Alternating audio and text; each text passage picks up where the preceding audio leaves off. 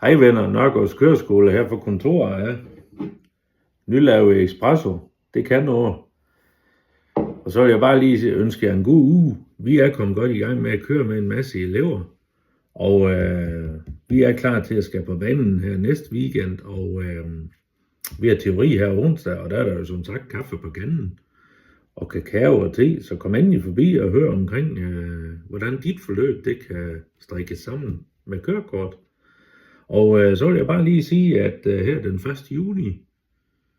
juli, der kommer det nye med moderniseret køreuddannelse, hvor der kommer nye lektionsplaner. Det er dem, som man skriver i hver gang, man har været ude at køre, eller har haft en teoritime.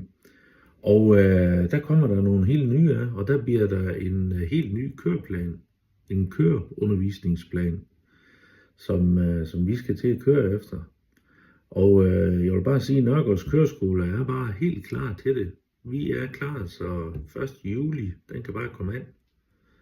Så når du starter ved Nørgaards Køreskole, så starter du i en køreskole, hvor der er erfarne kørelærer med 25 års erfaring.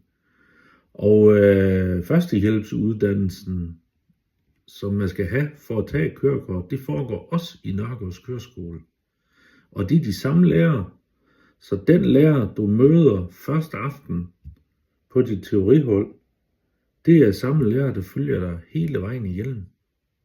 Det synes vi i Nørgaards Køreskole er det skønneste, så man ikke skal til at præsentere sig for 100 kørelærer eller førstehjælpsinstruktører. Så er det meget nemmere, at det er den samme person, der kører hele vejen igennem.